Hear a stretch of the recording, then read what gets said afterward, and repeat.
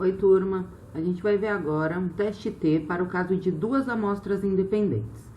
E aí a gente tem duas situações. A primeira situação é quando as variâncias dessas duas amostras elas são semelhantes. E a segunda situação é quando as variâncias dessas duas amostras são diferentes. Isso vai modificar o T calculado, certo? Os outros passos da realização do teste continuam o mesmo. Então, enunciar as hipóteses, fazer o gráfico da região crítica. O que a gente vai ver agora nessas duas situações é a mudança do T calculado. Então, quando as variâncias são semelhantes, o nosso T calculado fica da seguinte maneira. A gente tem a média de x menos a média de y sobre a raiz quadrada da variância do estimador comum. Então, a gente vai fazer uma média ponderada dessas duas variâncias, já que elas são semelhantes. Isso vezes 1 sobre n de x, mais 1 sobre n de y. Então, vamos ver como é que a gente calcula essa variância do estimador comum aqui. Então, como eu falei, ela é uma média ponderada. A gente vai ter aqui o grau de liberdade do grupo x vezes a variância do grupo x, mais o grau de liberdade do grupo y vezes a variância do grupo y. Isso tudo sobre o grau de liberdade total, que é o n de x mais o n de y menos 2. Bom, o segundo caso é quando as variâncias são diferentes. Bom, como as variâncias são diferentes, a gente já não pode calcular uma média geral para elas. Então, nesse caso, o T calculado aqui, a gente vai utilizar as duas variâncias. Então, a fórmula fica a média de x menos a média do grupo y sobre a raiz quadrada da variância de x sobre n de x, mais a variância de y sobre n de y. E para achar o valor tabelado nessa situação, a gente tem que fazer uma fórmula proposta por Satterthwaite para encontrar os números de grau de liberdade. Então, a gente vai utilizar a parte inteira dessa fórmula, certo? O valor que a gente encontrar aqui no n, a gente vai utilizar a parte inteira, não é para arredondar. E a gente utiliza essa fórmula e encontra o valor de grau de liberdade para encontrar o valor de T tabelado na tabela T. Então, vamos ver um exemplo agora dessa primeira situação, onde as variâncias são semelhantes. Então, primeiro, para a gente encontrar, para a gente saber que essas variâncias são ou não são semelhantes, para a gente identificar isso, a primeira coisa que a gente tem que fazer é um teste F, tá? Então, vamos ver aqui o exemplo. Supondo que dois funcionários A e B deverão ser comparados, medindo-se a eficiência pelo tempo exigido para realizar uma poda em algumas plantas. Então, os dados são n de x igual a 18, n de y igual a 13 plantas podadas por A e B, respectivamente. Os resultados em minutos foram, a gente tem aqui o x, a gente pode chamar de x o funcionário A, tudo bem? E y o funcionário B. Então, a gente tem aqui a média de x, a variância e o n. E a mesma coisa para o funcionário B. Então, vamos lá, primeira coisa, para saber qual fórmula a gente vai utilizar no teste T, a gente vai fazer um teste F para comparar as variâncias. Então, a gente enuncia as hipóteses agora. Então, a gente quer saber se as variâncias são homogêneas ou se, como a gente está visualizando aqui, que a variância de x é menor que a de y, a gente vai comprovar isso com um teste F. Bom, colocamos aqui a nossa hipótese, o teste F, já podemos achar o nosso valor tabelado, lembrando que o N1 é o grau de liberdade do numerador, ou seja, da maior variância. Então, tá aqui 13, é referente aqui ao grau de liberdade do grupo Y, que tem a maior variância. Então, a gente divide agora a maior variância pela menor variância, que é o F calculado, compara esse valor com o valor tabelado. Como o nosso F calculado é menor, não se rejeita H0 a 5% de probabilidade pelo teste F, ou seja, a variância de x é estatisticamente igual à variância de y. Agora sim a gente pode fazer o teste T. Não falei no início do exemplo, mas é um teste T por quê? Porque eu estou comparando a média entre A e B, certo?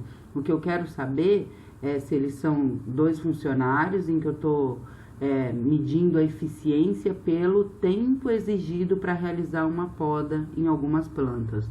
Então, é a média do tempo, tá? Por isso que a gente está fazendo um teste T. E como são dois funcionários, teste T para duas amostras independentes.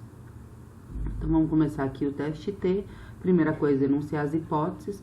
Então, a hipótese H0, que é a média de x, é igual à média do grupo Y, ou seja, os funcionários, eles têm o mesmo gasto médio para podar as plantas, ou os funcionários são diferentes. Aqui a gente não tem nenhum indicativo no teste de qual funcionário pode ser mais rápido, ou eu não perguntei já no enunciado testar se o funcionário A é mais rápido que o funcionário B, nada. Então, como a gente não tem indicativo nenhum, é aqui um teste, uma hipótese bilateral, tudo bem? Então, agora vamos identificar a alfa, o teste e achar o valor de T tabelado na tabela. Então, a gente vai olhar 5%. E o grau de liberdade 29. 29 por quê? É o grau de liberdade geral. Então, eu estou somando o N de X mais o N de Y menos 2. Ou eu poderia também somar os dois graus de liberdade, né? 17 mais 12, que é igual a 29. Então, vamos olhar isso na tabela T. Então, a gente tem aqui com grau de liberdade de 29 a 5%, o valor aqui de 2,04. Então, a gente pode agora fazer o gráfico da região crítica e já colocar o valor aqui de T tabelado. E agora vamos encontrar o valor de T calculado. Então, para achar o valor de T calculado, a gente viu que primeiro a gente precisa fazer a nossa fórmula da variância do estimador comum, ou seja, uma média ponderada entre as variâncias. Então, para isso a gente tem aqui grau de liberdade de X vezes a variância de X, mais grau de liberdade de Y vezes a variância de Y sobre o grau de liberdade geral. Então, a gente tem aqui, né, a variância do grupo X vezes o grau de liberdade do grupo X, mais a variância do grupo Y vezes o grau de liberdade do grupo Y sobre o grau de liberdade total. Encontramos o valor de 3,24.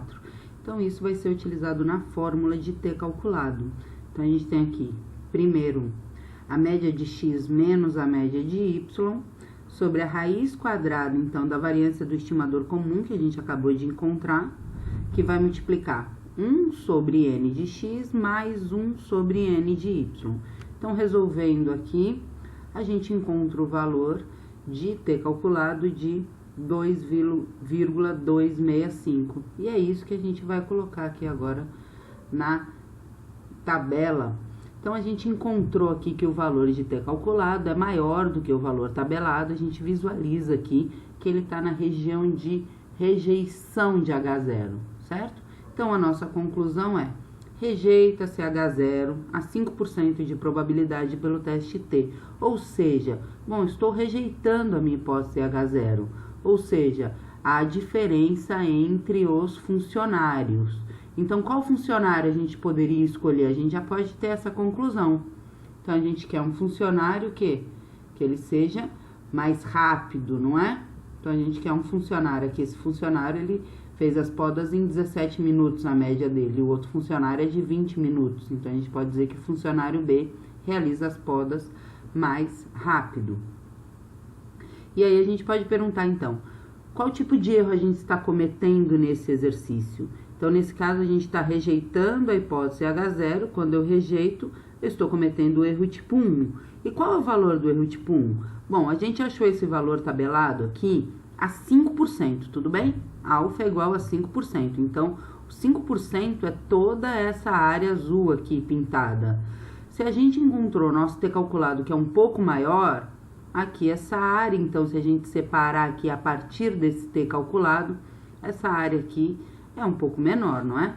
Então, o valor do erro tipo 1 é menor do que 5%. E o erro tipo 2, ele não existe, já que a gente está cometendo o erro tipo 1. Tudo bem, pessoal?